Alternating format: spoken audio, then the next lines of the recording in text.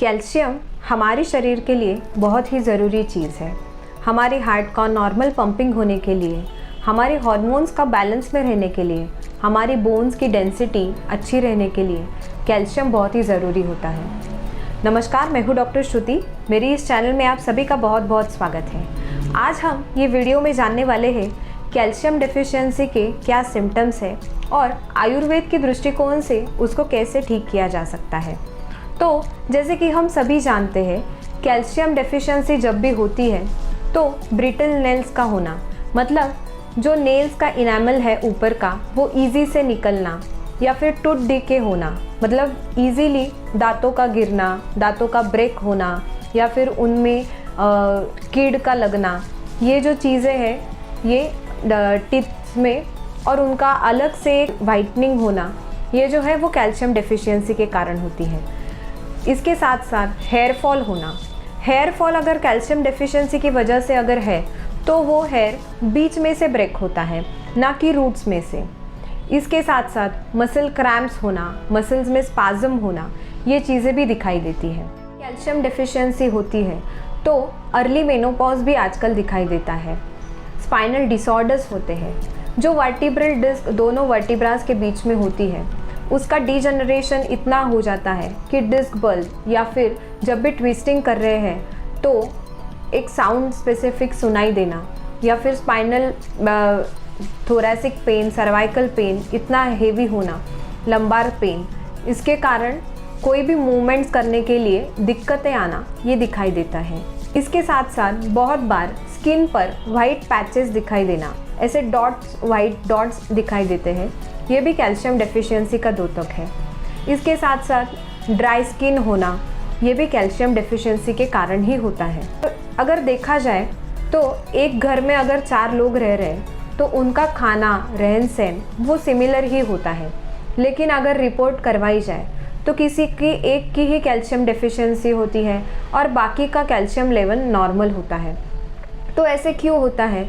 सिर्फ एक को कैल्शियम की कमी हो रही है और एक को नहीं हो रही है, ऐसे क्यों होता है?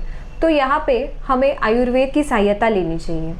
तो आयुर्वेद के दृष्टिकोण से जो भी आहार रस हम खा रहे हैं वो हमारी बॉडी में जब भी सर्कुलेट होता है, मतलब ऐसा मानो कि कोई चीज़ हम खा रहे हैं जिसमें कैल्शियम का कंटेंट है, लेकिन अगर वो चैनल्स में ऑब्स्ट्रक्शन है, जिसको आयुर्वेद के हिसाब से स्रोतो अवरोध ऐसे कहा गया है, तो अगर वो ऑब्स्ट्रक्शंस को हटाया नहीं गया तो नेचुरल सोर्स जो कैल्शियम का हमें मिलना चाहिए वो हमें नहीं मिलेगा।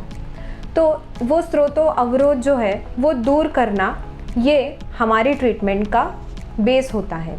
तो ये करने के लिए स्रोतो विशोधन करने वाले बहुत सारे घी बताए गए हैं, या फिर जो हम दही रहता है उसके ऊपर का जो पानी रहता है उसको मस्तु ऐसे बोलते हैं, वो पानी का भी सेवन किया तो वो भी स्रोतो विशोधक है। तो जब ये चैनल्स में से ऑब्स्ट्रक्शन निकलता है तो जो भी हम दूध लेने वाले हैं, दूध के पदार्थ लेने वाले हैं, या फिर कैल्शियम सप्लीमेंट्स भी लेने वाले हैं, वो ईजीली एब्जॉर्ब होते हैं और हमारी कैल्शियम की लेवल जो है वो बॉडी में बढ़ती है। अगर बहुत बार ऐसे भी हो सकता है कि कोई भी ऑब्स्ट्रक्टिव पैथोलॉजी ना हो और हमारा कंजम्पशन ही कैल्शियम का कम हो, इस केस में भी अगर कैल्शियम डेफिशिएंसी है तो जो सप्लीमेंट्स है, जो भी डाइट है वो अगर ले रहे हैं तो इजीली बढ़ेगा। लेकिन अगर ऐसा नहीं है, ऑब्स्ट्रक्टिव पैथोलॉजी है, तो आयुर्वेदिक वैद्य के पास जाके हमें वो स्रोतो ऑब्स्ट्रक्टिव चैनल्स को क्लियर करने वाले मेडिसिन्स को लेना चाहिए। बस्ती जैसे पंचकर्मों को करना चाहिए।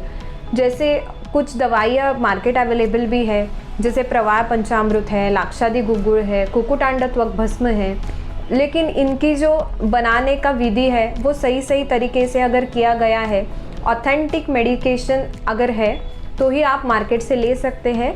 नहीं तो मेरी सलाह ये रहेगी कि आप नज़दीक के आयुर्वेदिक डॉक्टर के पास जाके आपका कैल्शियम डेफिशिएंसी को ठीक करवा सकते हैं। अगर ये सब सही तरीके से आपने किया तो आपकी कैल्शियम की मात्रा आपके खून में बिल्कुल सही रहेगी, आपके बोन्स भी हेल्दी रहेंगे और ये सब प्रॉब्लम्स जो है वो आपको नहीं झेलनी पड़ेगी। अगर मेरा ये वीडियो आपको पसंद आता है तो इस वीडियो को ज़रूर लाइक कीजिए, अपनी दोस्तों के साथ शेयर कीजिए। मेरे चैनल को सब्सक्राइब नहीं किया है तो जल्दी से सब्सक्राइब कीजिए और घंटी का बटन दबाना ना भूलिए। मिलते हैं अगली वीडियो में, तब तक के लिए नमस्कार।